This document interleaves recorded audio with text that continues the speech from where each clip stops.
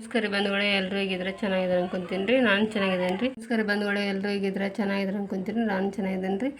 ನೋಡಿರಿ, ನಾನು ದಿಢೀರಾಗಿ ಮಾಡೋಕೆ ಜೋಳದ ಹಿಟ್ಟಿನ ಪಡ್ಡು ಮಾಡಾಕತ್ತೀನಿ ರೀ. ನೋಡಿ, ಅದಕ್ಕೆ ಏನೇನು ಹಾಕ್ಬೇಕು ಏನೇನಿಲ್ಲ ಅಂತ ತೋರಿಸ್ತೇನೆ ರೀ. ನೋಡಿರಿ, ಇನ್ನೂ ನನ್ನ ಚಾನಲ್ ಯಾರು ಸಬ್ಸ್ಕ್ರೈಬ್ ಮಾಡಿಲ್ಲ ಸಬ್ಸ್ಕ್ರೈಬ್ ಮಾಡ್ಕೊರಿ, ಪ್ಲೀಸ್ ಸಪೋರ್ಟ್ ಮಾಡಿರಿ. ನೋಡಿರಿ, ಈಗ ಒಂದು ಬಟ್ಲ ಜೋಳದ ಹಿಟ್ಟು ತೊಗೊಂಡೇನಿ ರೀ. ಇದು ಸೋಸ್ಕೊತೀನಿ. ಒಂದು ಸಣ್ಣ ಬಟ್ಲಲ್ಲಿ ಒಂದು ಬಟ್ಲ ಅರ್ಧ ಬಟ್ಲ ಬಾಂಬೆ ರವೆ ತೊಗೊಂಡಿದ್ದೀನಿ, ಸಣ್ಣ ರವೆನ. ನೋಡಿರಿ, ಇದು ಮಾಡೋದು ಏನಂತಂದೇಳಿ ತೋರಿಸ್ತೀನಿ. ಒಂದು ಕಪ್ ಹಿಟ್ಟು ಸಾಣಿಸ್ಕೊಂಡು ನಾನೀಗ ಅದಕ್ಕೆ ಈ ಸಣ್ಣ ರವೆನ ಸೇರಿಸ್ತೇನೆ ರೀ.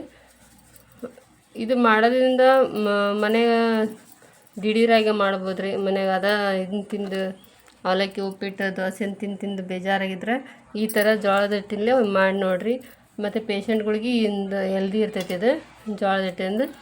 ಇದಕ್ಕೆ ಒಂದು ಕಪ್ ಜೋಳದ ಹಿಟ್ಟಿಗೆ ಒಂದು ಅರ್ಧ ಕಪ್ನಷ್ಟು ರವೆ ಹಾಕ್ಕೊಂಡೇನಿ, ಸಣ್ಣ ರವೆ ಇದು. ಮತ್ತು ಜೀರಿಗೆನ ಸಣ್ಣ ಪುಡಿ ಮಾಡಿ ಇಟ್ಕೊಂಡೇನಿ ರೀ. ಒಂದು ಚಿಟಿಕೆಯಷ್ಟು ಜೀರಿಗೆ ಹಾಕ್ಕೊತೀನಿ. ಮತ್ತು ರುಚಿಗೆ ತಕ್ಕಷ್ಟು ಒಂದು ಸ್ವಲ್ಪ ಉಪ್ಪು ಹಾಕ್ತೇನೆ.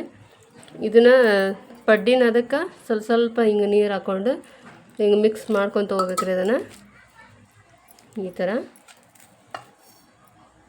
ನೋಡಿರಿ, ಈ ಥರ ಪಡ್ಡಿನ ಅದಕ್ಕೆ ಕಲಿಸ್ಕೊಂಡೀನಿ. ಇದ್ರಾಗ ಏನು ಸೋಡಾ ಪುಡಿ ಏನು ಹಾಕೋದು ಏನು ಬೇಕಾಗಿಲ್ಲ ರೀ. ಸೋಡಾ ಪುಡಿ ಅಥವಾ ಮೊಸರು ಆತ ಏನೂ ಹಾಕೋಂಗಿಲ್ಲ. ನಾನು ಬರೀ ರವೆ ಮತ್ತು ಜೋಳದ ಹಿಟ್ಟು ಹಿಂಗೆ ಕಲಿಸಿ ಒಂದು 20 ನಿಮಿಷ ನೆನೆ ಬಿಡ್ಬೇಕು ರೀ. ಅದನ್ನು 20 ನಿಮಿಷ ನೆನೆದ್ರೆ ರವೆ ನೆನಿಬೇಕು ರೀ. ಅದು ಆಮೇಲೆ ಮಾಡೋಕೆ ಪರ್ಫೆಕ್ಟಾಗಿ ಬರ್ತೈತಿ. ಈಗ 20 ನಿಮಿಷ ಇದು ನೆನೆ ಬಿಡ್ತೀನಿ ರೀ. 20 ನಿಮಿಷ ಆಯ್ತು, ನೆನೆಸಿಟ್ಟಿದ್ದೆಲ್ಲ ಮಸ್ತ್ ನೆಂದೈತೆ ನೋಡಿರಿ.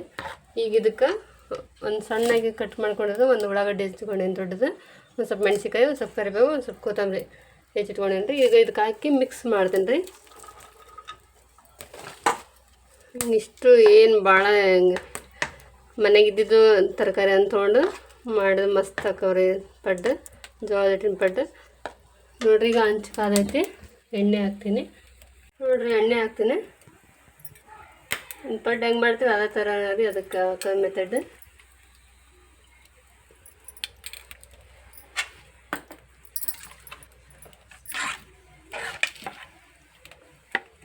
ಎಣ್ಣೆ ಕಾದೈತಲ್ಲ, ಅದಕ್ಕೆ ಸ್ವಲ್ಪ ಬಿಡಬೇಕು.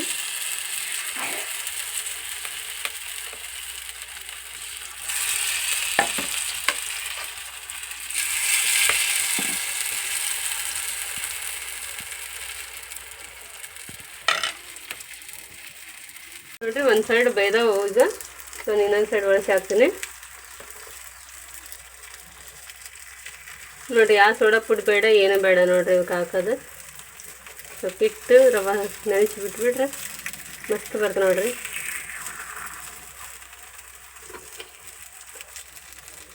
ಶುಗರ್ ಇದು ಪೇಷಂಟ್ ಅಂತೆಲ್ಲ ಜೋಳ ತಿಂತಿರ್ತಾರಲ್ಲ, ಅವ್ರಿಗೆಲ್ಲ ತಿನ್ನೋಕೆ ಮಸ್ತ್ ಬರ್ತದೆ ನೋಡಿರಿ. ಮತ್ತು ಮಕ್ಕಳು ದಿಢೀರನ್ನು ಕೇಳಿದಾಗ ಮತ್ತು ಅಕ್ಕಿ ಹಿಟ್ಟು ಅದೆಲ್ಲ ನೆನೆಸೋಕೆ ಲೇಟ್ ಆಗುತ್ತೆ.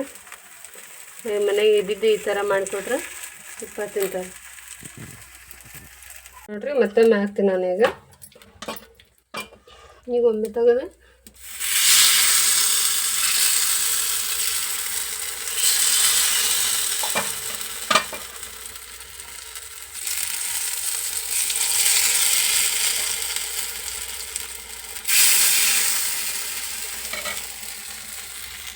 ನೋಡಿರಿ, ಒಳ್ಳೆ ಶಾಕಿ ನೋಡಿರಿ ಎಂಥ ಮಸ್ತ್ ಬಂದ ನೋಡ್ರಿ. ಉದ್ಯೋಗ ಏನು ಸೋಡಾ ಪುಡಿ ಇಲ್ದಾನ.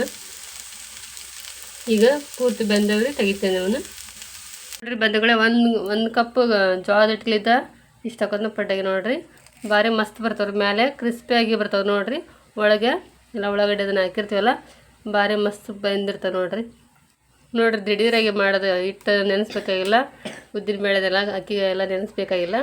ದಿಢೀರಾಗಿ ತಿನ್ನಂಗಾದ್ರೆ ಈ ಥರ ಮಾಡ್ಕೊಂಡು ತಿನ್ನಿರಿ, ಭಾರಿ ಮಸ್ತ್ ಇರ್ತವೆ ನೋಡಿರಿ. ಮೇಲೆ ಕ್ರಿಸ್ಪಿಯಾಗಿ ಬರ್ತಾವೆ ರೀ. ತಿನ್ನು.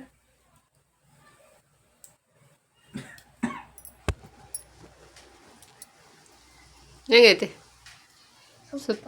ಸೂಪರ್ ಐತಿ ನೋಡಿರಿ. ಮಕ್ಕಳೆಲ್ಲ ಇಷ್ಟಪಟ್ಟು ತಿಂತಿರ್ತಾವೆ. ನೀವು ಈ ಥರ ಒಮ್ಮೆ ಟ್ರೈ ಮಾಡಿ ನೋಡಿರಿ.